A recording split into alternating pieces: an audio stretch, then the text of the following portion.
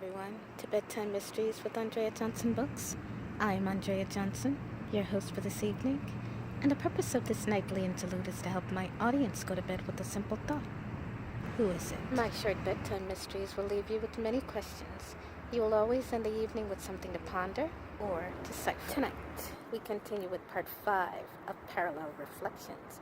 A family man living an everyday normal life wakes up into something that cannot be explained. What has always been the same is now in question, as this very man finds himself the primary suspect in a multiple homicide investigation. In our previous segment, Detective Stone followed his instincts. Unfortunately, they led him a little too close to someone else's deadly secret. Our story now takes a dramatic turn, as Charles Thompson is the only one left who may have the key to something someone will do anything to keep locked away.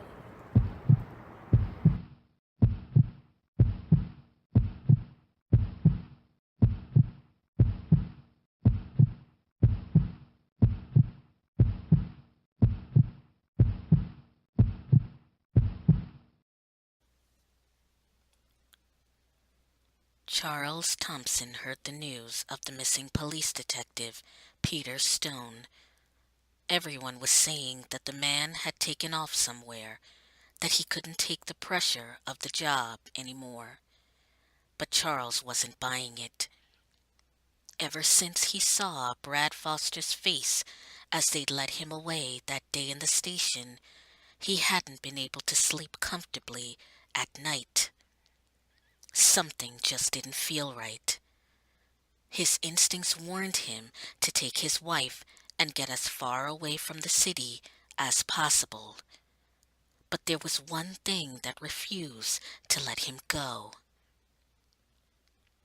It was his evidence that sealed Brad Foster's fate, and if a detective who was assigned to the case was now missing, there was obviously more to all of this than at first glance. Charles wrestled with the decision. He knew what he saw, and it made him sick to remember.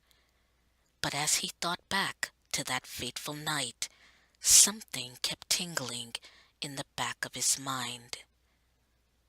Going with his gut feeling, he left his wife asleep and crept into his living room. He walked over to his desk and turned on his computer, carefully locating the file copy of the video he'd hidden away. He wasn't a fool. The police had confiscated his phone as evidence, but Charles made sure he'd saved it first. He sat down at his desk in front of his monitor and opened the file, painfully watching the video again.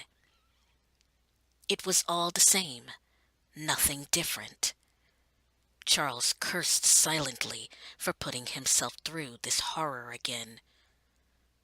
But just as his fingers were poised to close out the file, he saw something. So small and quick, it was easily overlooked. In fact, not even noticeable unless you were paying close attention.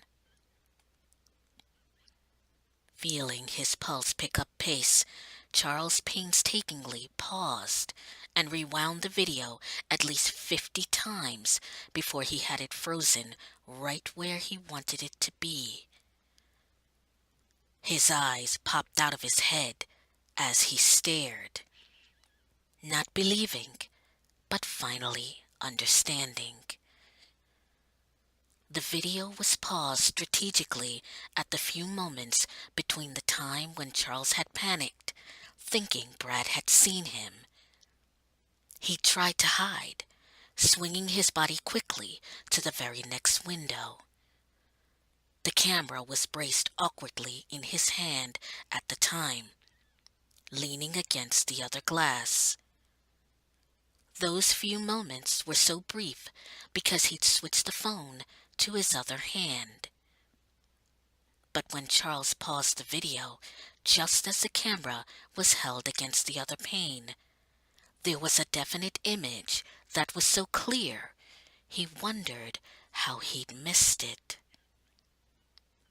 Charles leaned closer to the computer screen, completely taken back by what he was seeing.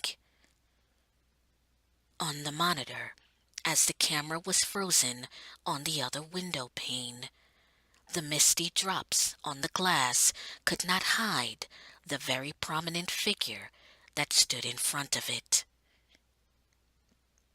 It was a man. He stood at the second window. His eyes were dazed and half open, like he was barely awake. He stood there, staring through the curtains.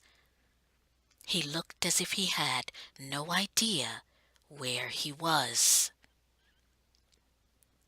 None of it made any sense, but two things became very clear to Charles in that moment.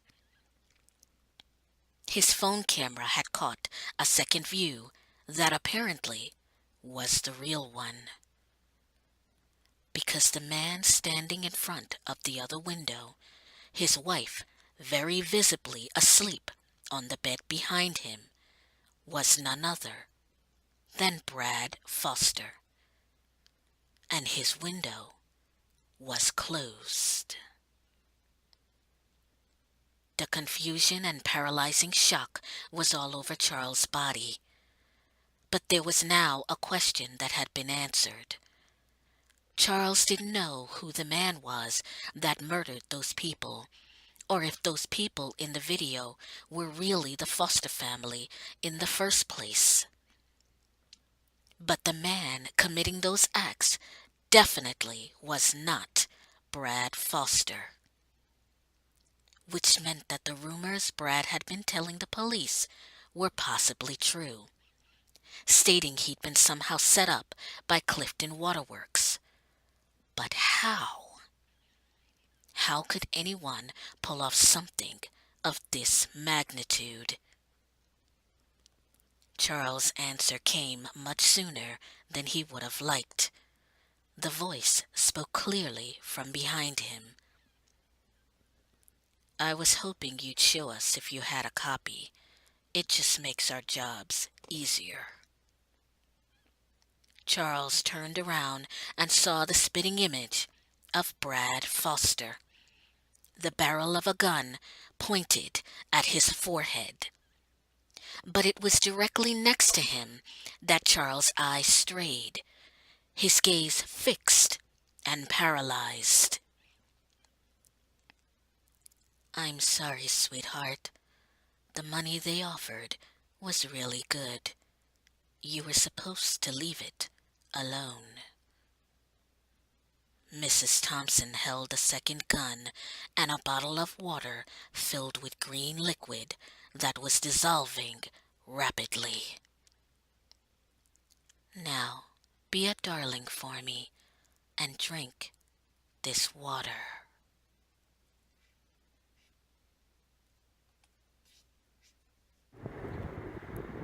I hope you enjoyed tonight's segment of Bedtime Mysteries with Andreajohnsonbooks, and I hope it left you with a question. Now that Charles knows that it wasn't Brad Foster who murdered his family, how will he ever be able to prove what he's seen? And will Charles Thompson become another casualty of the biggest conspiracy the state has ever seen? Have you figured it out? Tune in next week for the conclusion of Parallel Reflections. Bedtime Mysteries can be seen Monday nights at 8 o'clock Central Standard Time. Please like my page on Facebook at Andreajohnsonbooks.